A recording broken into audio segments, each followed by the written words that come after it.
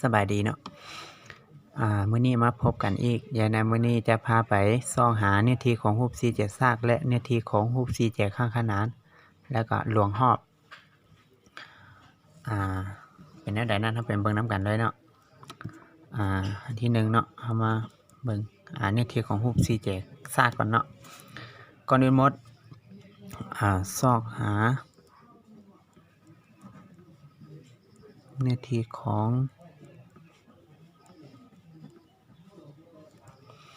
รูปสี่เหลี่ยมซาก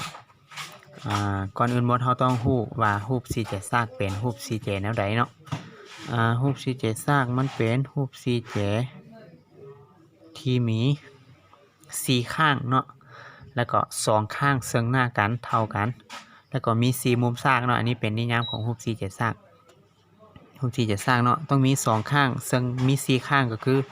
1 2 3 4แล้วก็2ข้างเชิงหน้ากันเท่ากันหมายความว่าข้างนี้กับข้างนี้เชิงหน้ากันมันเท่ากันข้างนี้เชิงหน้ากันเท่ากันแล้วก็มี4มุมซากหมายความว่า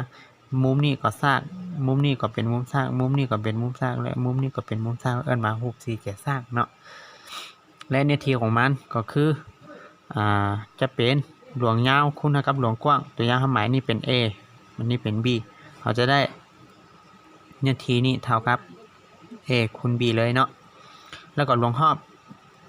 สัญลักษณ์ด้วย P เนาะหลวงหอบก็คือหลวงหอบตั้งแต่จุดนี้เนาะไปกลับมาอยู่นี่มาฮอดอยู่นี่เอิ้นว่าหลวงหอบหมายความว่าหลวงหอบมันเนาะหอบนึงนั่นน่ะเอิ้นว่าหอบนึงว่าหลวงหอบเพราะว่าหลวงหอบของมันจะเท่าไหร่ข้างนี้ข้างนี้ก็เท่า A ข้างนี้ก็เท่า B มันได้หลวงหอบหมายความว่าทั้งหมดนี้บวกกันก็จะเป็น A นี้บวกกับ B บวกกับ A อีกบวกกับ B อีกก็จะเท่ากับ 2A บวกกับ 2B มันที่P นี่ก็จะเท่ากับ2นะครับ A บวก B อันนี้เป็นหลวงพ่อของมันเนาะเป็นเบิ่งตัวอย่างเนาะตัวอย่างเนาะรูปสี่สมมุติตัวอย่างให้รูปสี่เหลี่ยมซากเนาะสมมุติให้รูปสี่เหลี่ยมซากอันนี้ข้างนี้3สมมุติ1 2 3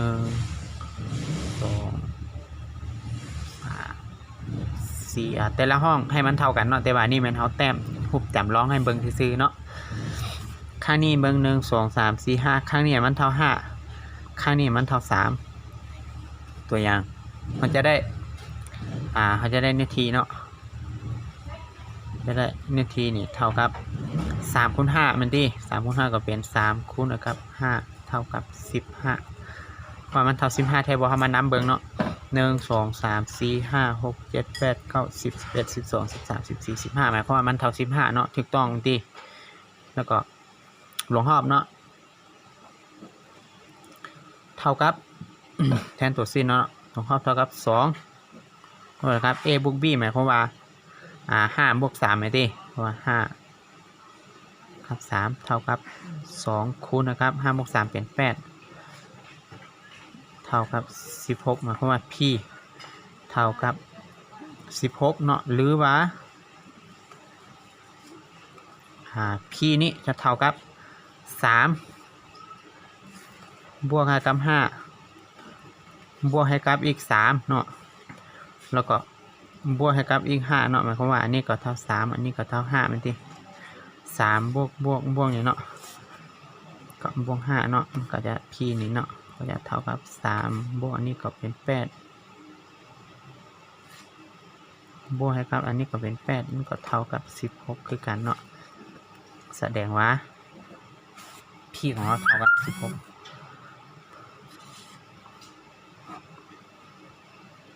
มันดิวันนี้เนาะอันนี้เป็นรูปสี่เหลี่ยมซากเนาะมาเบิ่งเนาะสอหาเนื้อที่ของรูปสี่เหลี่ยมข้างขนานเนาะ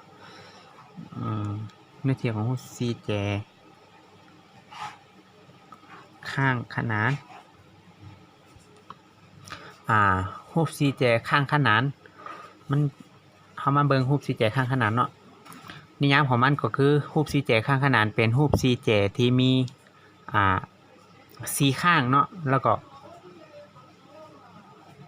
สองข้างเซื้องหน้ากันแล้วก็เท่ากันอีกเนาะแล้วก็สองมุมเซื้องหน้ากันแล้วก็เท่ากันอีกอันนี้เป็นรูปสี่เหลี่ยมข้างขนานเนาะเนี่ยรูปสี่เหลี่ยมข้างขนานมันจะเป็นแบบนี้อันนี้เป็นรูปสี่เหลี่ยมข้างขนานหมายความว่ามีสี่ข้าง1 2 3 4มีสี่ข้างสองข้างเซื้องหน้ากันมันก็เท่ากันสองข้างเซื้องหน้ากันก็เท่ากันแล้วก็สองมุมเซื้องหน้ากันมันก็เท่ากันนี่เป็นรูปสี่เหลี่ยมข้างขนานเนาะมันนี่ทำมาเบิ่งเนื้อที่ของมันเนาะเขามีเนาะเนื้อที่เนาะเขามีเนื้อที่ของรูปสี่เหลี่ยมข้างขนานนี้เท่ากับอันนี้จะเกิดลงสูงขึ้นตัวนึงเนาะมันจะมีลงสูงเนาะสมมุติเขาหมายเป็นข้างนี้เป็น A เนาะแล้วก็ลงสูงเป็น h ลงสูงเป็น h เขาจะได้เนื้อที่เท่ากับ A คูณกับ h เนาะ A คูณกับลงสูงอันนี้เป็นรูปเนื้อที่ของรูปสี่เหลี่ยมข้างขนานแล้วก็ข้างนี้เนาะข้างนี้เนาะข้างอันมันเงียงนี่เนาะข้างนี้สมมุติเขาสัญลักษณ์เป็นB เป็น B ก็ได้เนาะแล้วก็รวงรอบของรูปสี่เหลี่ยมข้างขนานมันก็เท่ากับ A บวกกับ B แล้วก็อันนี้ก็เป็น A คือกันบวก A บวก B คือกัน P มันก็เท่ากับ 2A บวก B คือกับของรูปสี่เหลี่ยมซากเลยเนาะ และเรามาสังเกตเบิ่งเนาะเป็นอย่างเนื้อที่ของรูปสี่เหลี่ยมข้างขนานแล้วมันจึงบ่เอาพื้นนี้คูณกับข้างนี้เนาะคือกับรูปสี่เหลี่ยมซากนี้ย้อนว่าเนาะมันต้องมีลงสูงเนาะมันเกิดขึ้นลงสูงตัวนี้สมมุติเนาะสมมุติว่ารูปสี่เหลี่ยมข้างขนานเนอสมมุติรูปสี่เหลี่ยมข้างขนานรูปสี่เหลี่ยมข้างขนานสมมุติข้างนี้เท่า3ข้างนี้เท่า2ขั้นเขาให้โจทย์มาแบบนี้นะเขาบ่สามารถซอกหาเนื้อที่ได้เนาะเขาบ่สามารถซอกหาเนื้อที่ได้เนาะย้อนว่าเขาบ่คู่ลงสูงแต่ถ้าเขาจะสามารถซอกหาลงสูงได้ก็ต่อเมื่อเขาต้องฮู้ลงสูงเนาะว่ามันเท่าใดแต่ว่าในกรณีนี้เขาสามารถซอกหาลงรอบได้เนาะย้อนว่าลงรอบก็เอาข้างนี้บวกข้างนี้บวกข้างนี้บวกข้างนี้ก็เป็นลงรอบมาเบิ่งเนื้อที่ของมันก่อนเนื้อที่ของรูปสี่เหลี่ยมข้างขนานสมมุติเนาะตัวอย่างมาเบิ่งกันเนาะเป็นหยังเนาะเนื้อที่ของรูปสี่เหลี่ยมข้างขนานมันจึงเท่ากับเป็นหยังเนาะเนื้อที่ของรูปสี่เหลี่ยมข้างขนานมันจึงเท่ากับ A คูณกับ h เนาะย้อนมาเฮาเบิ่งจากตัวนี้เนาะ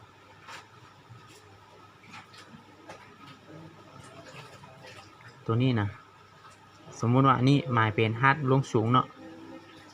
แล้วก็เฮาก็ต่ออยู่นี่อีกเนาะเพื่อให้เฮาบ่งงเนาะต่ออยู่นี่อีกนี่อันนี้เขาจะหมายเป็นรูปตัวที่1อันนี้หมายเป็นรูปตัวที่2ก็ได้เนาะอยู่นี่เนาะเขาจะได้เนาะเขาจะได้เนื้อที่หมายความว่าเนื้อที่ของรูปที่1ตัวนี้เนาะของรูป3เหลี่ยมตัวนี้ S1 ตัวนี้มันจะเท่ากับ S2 หมายความว่าเนื้อที่ตัวนี้มันจะเท่ากับเนื้อที่ตัวนี้เนาะหมายความว่ามันเท่ากันนี่ว่ามันเป็นรูปสี่เหลี่ยมข้างขนานเนาะถ้าจะต่ออยู่นี่มาเนาะต่ออยู่นี่มาไหน2รูปนี้มันจะเท่ากันแล้วเราจะได้รูปใหม่เนาะเขาจะได้รูปใหม่ว่ามาอยู่นี่เนาะ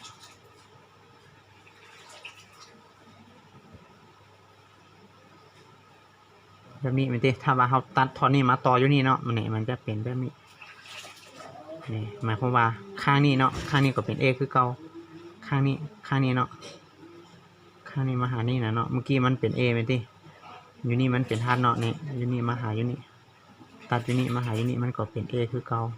แล้วก็ฮาร์ดอันนี้ก็เป็นฮาร์ดคือเก่าเนี่ยเดี๋ยวนี้มันก็เป็นรูปสี่เหลี่ยมซากคือกับของเขาเนาะฉะนั้นเนาะเนื้อที่ของมันเนาะจึงเท่ากับ A คูณกับฮาร์ดเนาะอันนี้เป็นเนื้อที่ของรูปสี่เหลี่ยมซากมันได้มาแนวนี้เนาะวันนี้ตัวอย่างเนาะรูปสี่เหลี่ยมข้างขนาน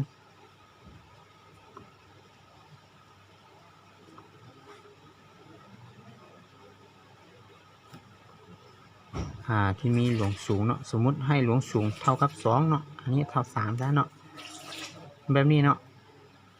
ข้างนี้ทั้งหมดเนี่ยเท่ากับ3แล้วก็หลวงสูงอันนี้เท่ากับ2เนาะเขาก็ได้เนื้อที่เนาะ